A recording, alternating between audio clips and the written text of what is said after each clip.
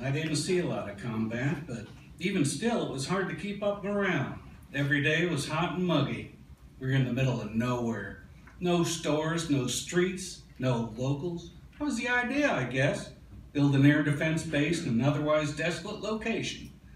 Men took turns jumping in the truck, driving across the sand, digging holes to plant the equipment, then watching the radar for enemy aircraft, which never came. The whole time I was there. But it was war. You never knew. It was the war Johnson promised to keep us out of. The war he sent us into. It was 1965. It was Vietnam. Greatest morale booster came after we were on the ground for 3 months. Large truck loaded with crates of hot beer cans drove into camp. That was the best beer I've ever had. Being in Vietnam, I learned to find the bright side of any situation. Take monsoon season.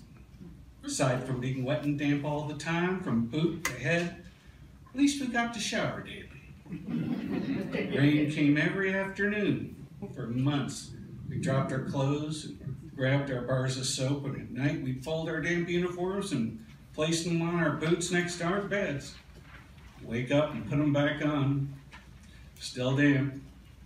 Despite the daily showers, still dirty.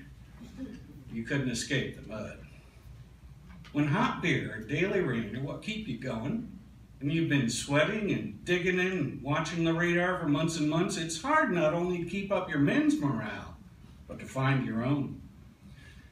Our perimeter was only a mile from Cam Ranh Bay. Would be a beautiful vacation spot if it wasn't for, well, you know, the war. So one morning when Dick and I had nothing to do, we decided to head down to the beach for some R&R with our air mattresses. Seemed like a good idea. Sun was warm, waves were lulling, Dick and I fell asleep. Next thing I knew, something hard was hitting my head.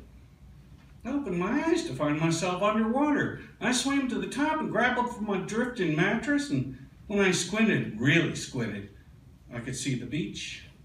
Currents had carried us out, and a massive storm had moved in. Dick! Dick! Over here! He was as far from me as I was to the beach, way off to the right.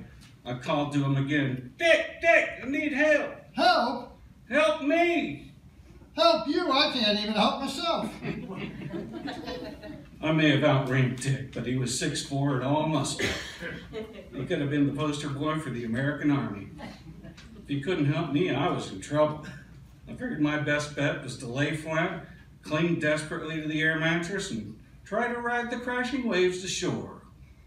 It wasn't so much surfing as it was hanging on for dear life, kicking and praying all the way back to the beach.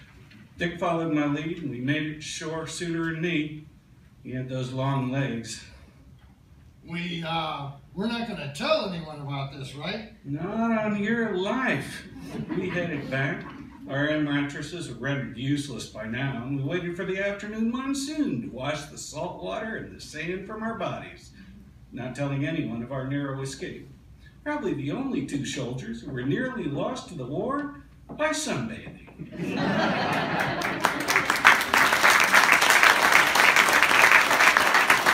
Well, we definitely have all different kinds of stories for you tonight. Folks, if you're just tuning in, you're listening to A Night with the Yarn Exchange on WETS 89.5 FM out of Johnson City, Tennessee.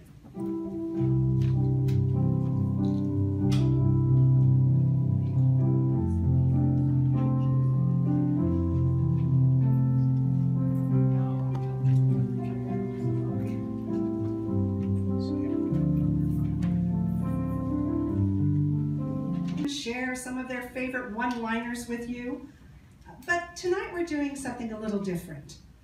We went around and we asked some of our Vietnam veterans and their families, including some of our audience members who are here tonight, like Lloyd Barnett.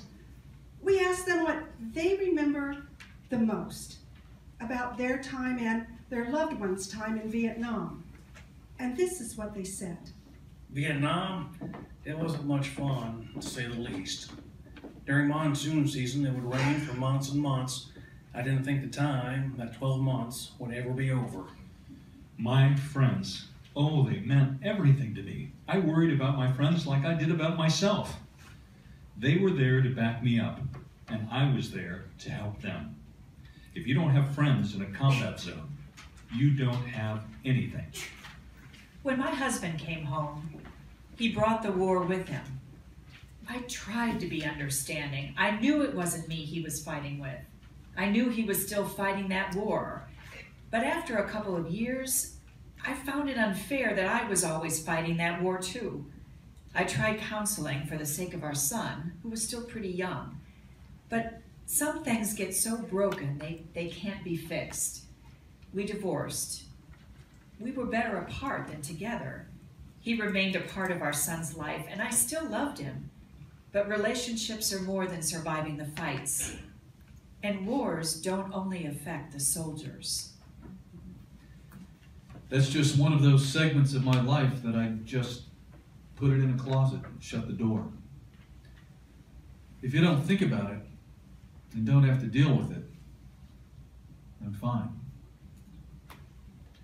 Daddy was a picture, cared for and held and treasured. I didn't know him until I was older. I only knew him through his handwriting and the Polaroid snapshots he would send through the mail. I knew the uniform more than I knew his face. When he came home, I ran to every soldier who got off the bus, reaching out to each one, saying, "Daddy? Daddy? Daddy?" Until the one who was my daddy, who had a snapshot of me, reached down, picked me up, and held me. He said, "I'm your daddy. It is so nice to meet you." I said, "It's nice to meet you too, Daddy. I love you." Heart problems. That's what comes to mind. And lung problems from the Agent Orange, that defoliation agent. It was supposed to be used to save our lives, but a couple of decades later, it's costing us. I wanted to be a nurse. I always wanted to be a nurse. I took nursing classes while I was also in high school, and I was able to become one shortly after graduating. I went where I thought I would be needed most. I joined the Army to be a nurse. And what do I remember? Well, everything. After my duty was complete, I didn't re-up. I stopped being a nurse. I stopped a lot of things for a while. I didn't see combat, but I saw what it did. I'm going back to school again. I want to teach history, so maybe we can learn from it. As a young guy in Vietnam, as a private, I took orders. But I ended up making it a career after Vietnam. As a staff sergeant in Iraq, I gave orders. It was a lot easier giving orders than taking orders for me. You know, I can understand that.